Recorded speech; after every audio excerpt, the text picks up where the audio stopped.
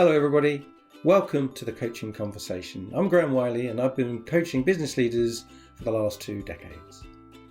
In this series we're going to explore some of the things I've seen and learned in that 2 decades and hopefully help you see how you can become more focused, more effective and hopefully happier in your life. So it's now time to sit back, relax and enjoy the Coaching Conversation. Hello and welcome to the Coaching Conversation. The interesting thing about the kind of work that we do is you get to meet an awful lot of different people in different industries, different types of organisations, whether it's not-for-profit, whether it's commercial, whether it's professional services, industrial, and so on. And so you get to see quite an interesting cross-section of the working population.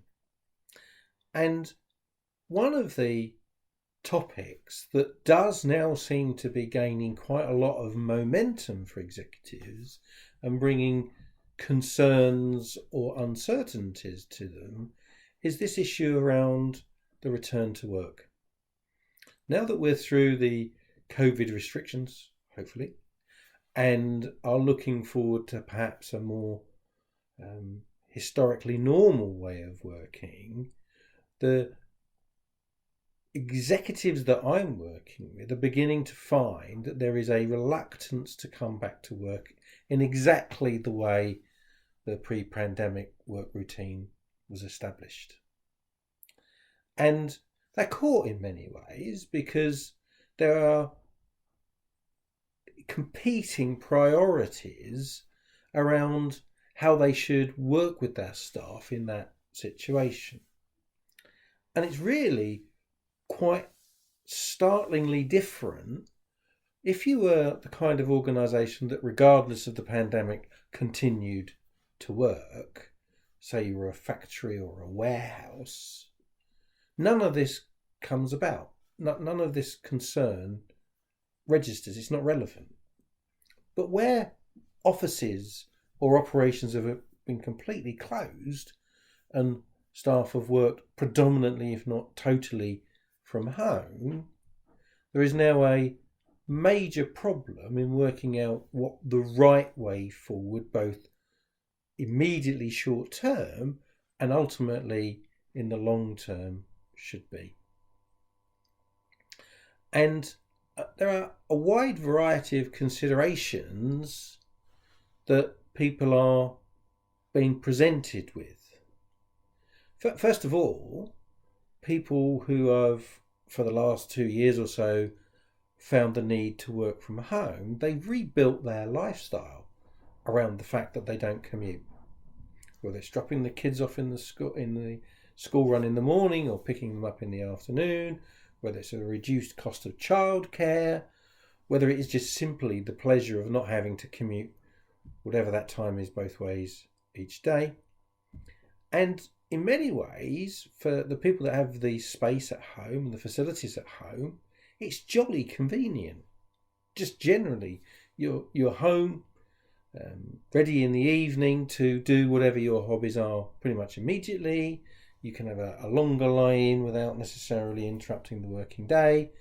And I can go on and on and on. So basically, the first point is people have rebuilt their lives around the absence of a commute.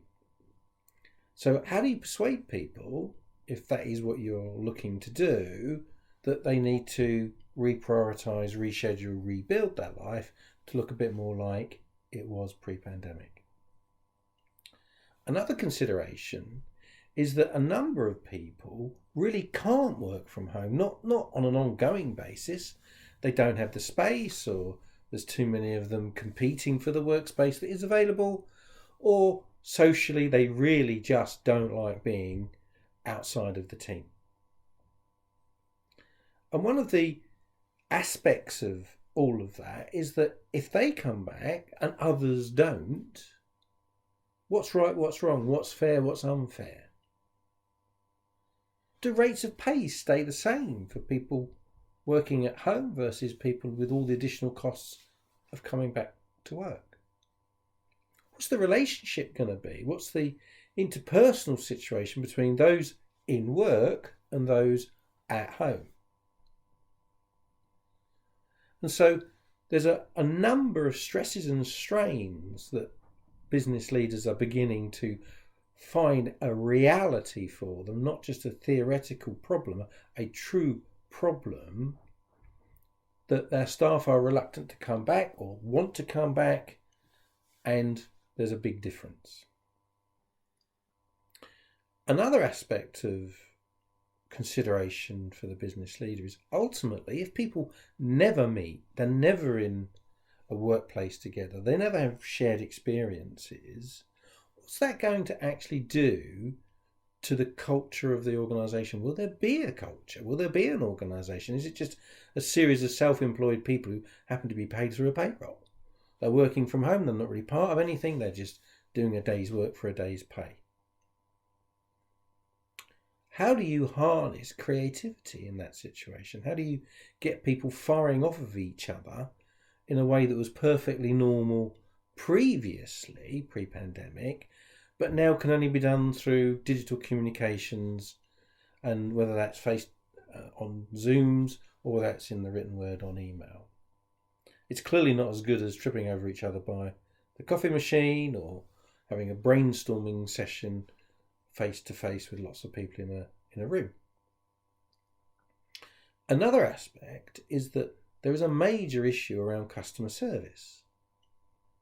The work from home may be technologically possible, but what is it actually doing for the customer experience? What are your customers finding? So when they ring or they want to contact the organisation, they're being rerouted to people who are working from home. What's that doing? Is it really seamless? Are they really getting the service that they used to get? More importantly, are they really getting the service that they expect?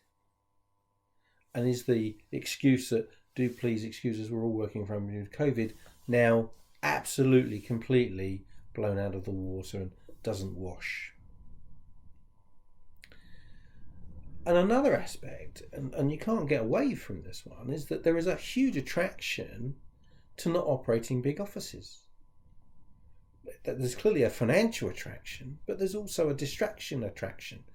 Managing big facilities, big offices, is a management distraction.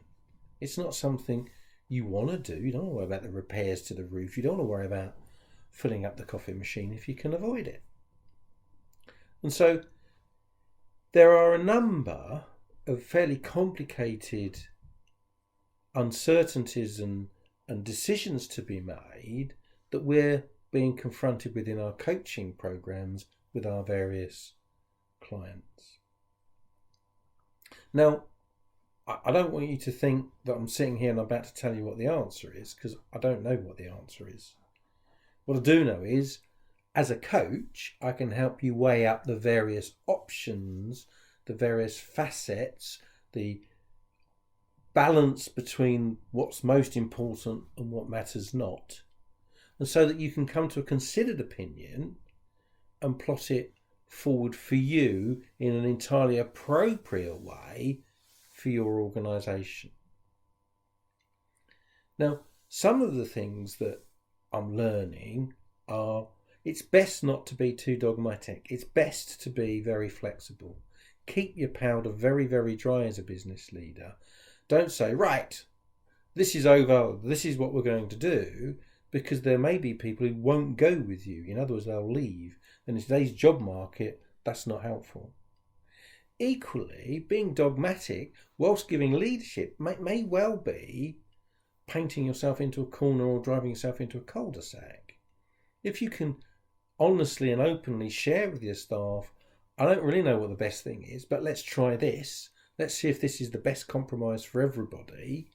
And then we'll review it again in X months, weeks time, and then we'll adapt again if we need to.